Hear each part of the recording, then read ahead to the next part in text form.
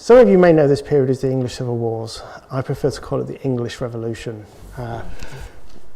In 1641, pre-publication censorship had effectively broken down, with the result that more than 33,000 printed titles were issued between about 1641 and 1660.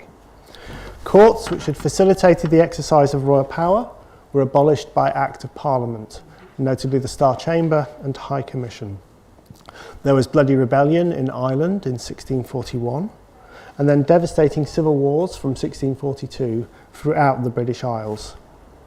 An estimated 80,000 soldiers were killed or maimed out of a population of probably no more than 5.3 million, a higher proportion of any point in English history thus far, and probably until the First World War.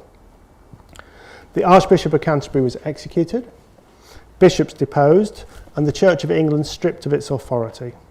For the first and only time in English history, a reigning monarch was put on trial, charged with treason, and publicly executed. A Commonwealth was declared and the House of Lords abolished.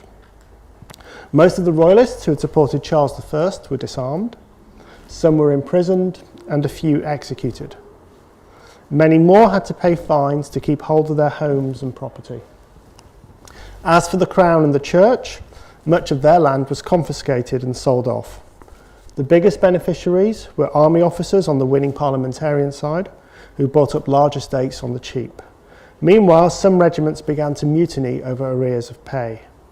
But there were also the widows and orphans of slain combatants who had to beg to survive. So too did the wounded. Bad weather did not help. There was famine as harvests failed, animals died, and humans succumbed to plague. To paraphrase a couple of contemporary pamphleteers, one of whom will be familiar to you perhaps, the old world had been turned upside down and was burning up like parchment in the fire.